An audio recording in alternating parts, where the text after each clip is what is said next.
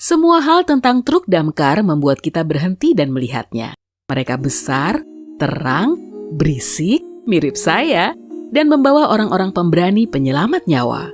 Tapi pernahkah kamu berpikir, kenapa truk damkar berwarna merah? Jawabannya tidak 100% jelas, tapi ada beberapa teori tentang itu. Teori sukarelawan. Pos damkar paling awal pada tahun 1800-an terdiri dari petugas damkar sukarelawan. Karena mereka adalah sukarelawan yang tidak digaji dan sulit mendapatkan dana, mereka tak punya banyak uang untuk membeli peralatan, termasuk cat untuk truk mereka. Saat itu, merah adalah warna cat termurah, jadi mereka memilih opsi yang ramah anggaran.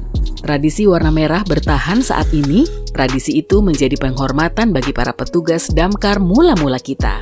Persaingan. Teori lain mengatakan bahwa ketika pos damkar dikelola oleh sukarelawan, terdapat kebanggaan dan persaingan yang kental di antara tiap-tiap pos dari kota ke kota.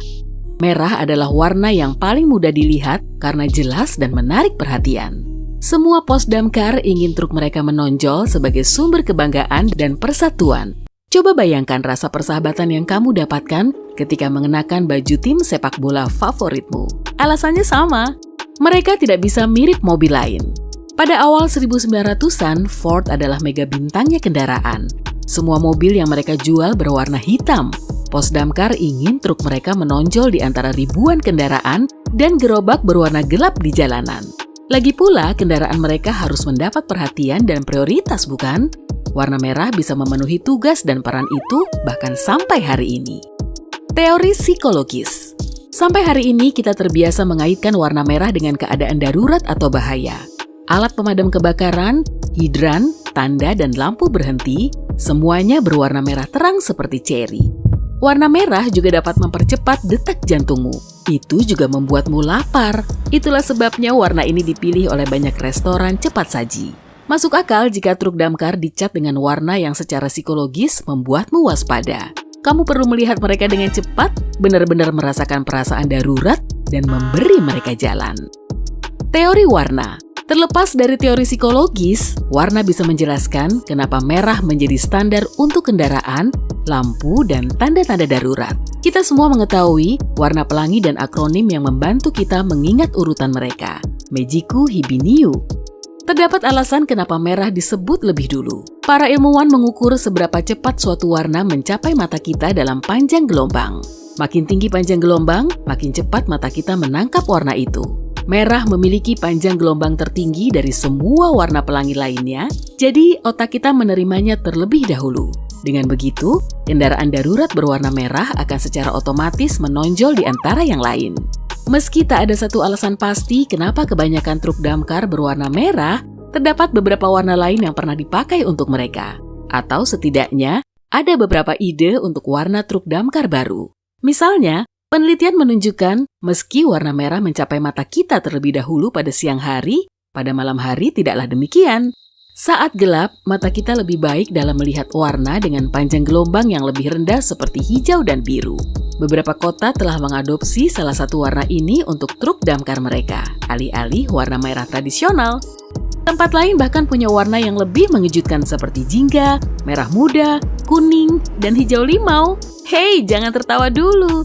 Itu mungkin bukan ide yang buruk, terutama yang terakhir. Para peneliti menemukan bahwa truk damkar merah mengalami kecelakaan di jalan 3 kali lebih sering daripada yang berwarna lain. Bahkan warna hijau limau atau hijau kekuning-kuningan tampaknya menjadi warna terbaik untuk mengakomodasi penglihatan kita baik pada siang dan malam hari, menurut salah seorang ahli mata New York. Jadi, kenapa kita tak mengubahnya? Mungkin karena asosiasi psikologis dengan warna merah, atau mungkin tradisi yang bertahan dekat dan terikat di hati kita. Bagaimana menurutmu? Haruskah kita mengubah warna truk damkar atau tetap dengan warna merah? Apa warna yang akan kamu pilih? Beritahu saya di kolom komentar. Sambil kamu mengetik, saya punya beberapa fakta keren tentang truk damkar untuk diketahui. 1. Apa hubungannya dengan anjing Dalmatian? Pernah bertanya-tanya apa hubungan antara anjing totol hitam putih ini dengan damkar? Anjing-anjing yang sangat cerdas dan terlatih ini adalah sirene darurat pertama.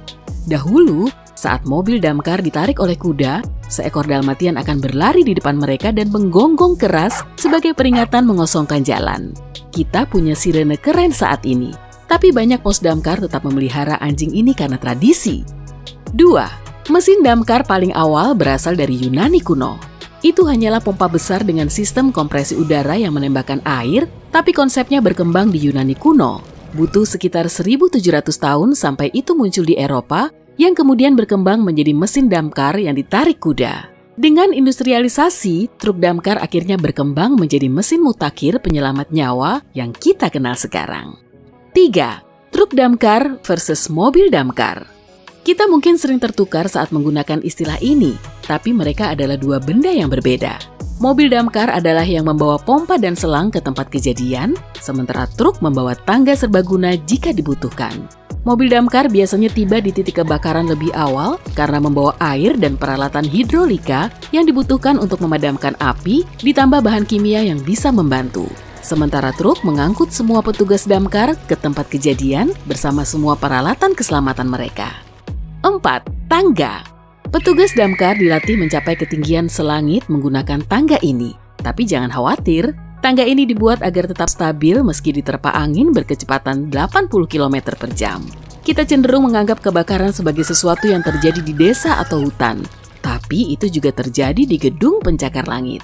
Dijuluki Bronto, singkatan dari Brontosaurus, tangga ini bisa membuat petugas damkar mencapai ketinggian 90 meter dari permukaan tanah. Jangan lihat ke bawah. 5. Truk pompa, truk tangki, dan truk tangga. Ketika kamu melihat sebuah mobil damkar dan truk damkar di tempat kebakaran, sebenarnya ada 3 jenis kemampuan super berbeda yang mereka punya. Truk pompa membawa selang pemadam besar dan membantu menghubungkannya dengan hidran. Truk tangki menampung tangki air dengan jumlah besar seandainya hidran pemadam rusak. Truk tangga tentu saja punya Bronto. 6. Harganya mahal. Truk-truk ini adalah mesin besar yang diciptakan untuk membantu menyelamatkan nyawa. Kendaraan dengan peran begitu penting tentu harganya mahal. Belum lagi, mereka harus dilengkapi dengan teknologi mutakhir dan membutuhkan perawatan rutin agar kondisinya tetap prima. Tergantung pada peralatan apa yang melengkapinya dan seberapa besar truk damkar itu, harganya berkisar antara 7 miliar sampai 13 miliar rupiah. 7. Seberapa besar mereka?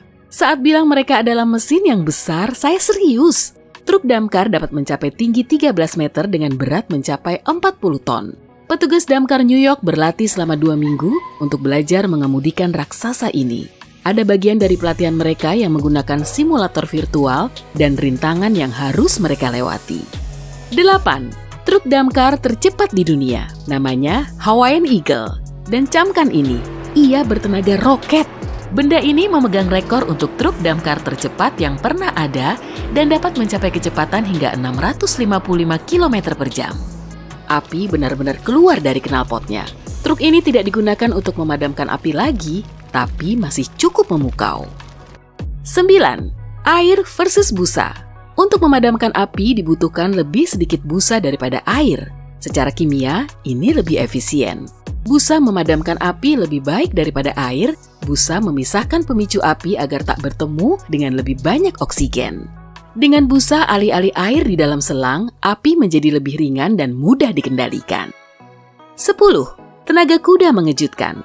Sebuah truk damkar saja sudah berat, ditambah lagi membawa banyak peralatan. Kamu mungkin berasumsi bahwa mobil ini membutuhkan mesin bertenaga kuda yang besar untuk melaju cepat. Anehnya, rata-rata truk damkar hanya memiliki sekitar 500 tenaga kuda. 11. Lampu dan sirene.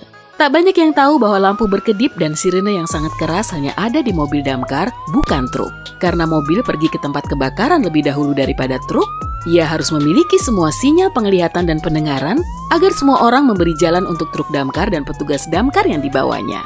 Selain itu, semua lampu yang menyilaukan dan sirene yang memekakkan telinga tidak boleh mengacaukan brigade. Mereka harus dalam kondisi terbaik saat tiba untuk memadamkan api itu.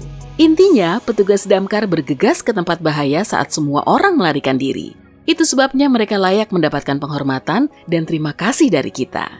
Hey, jika kamu mempelajari hal baru hari ini, klik tombol suka pada video ini dan bagikan dengan teman.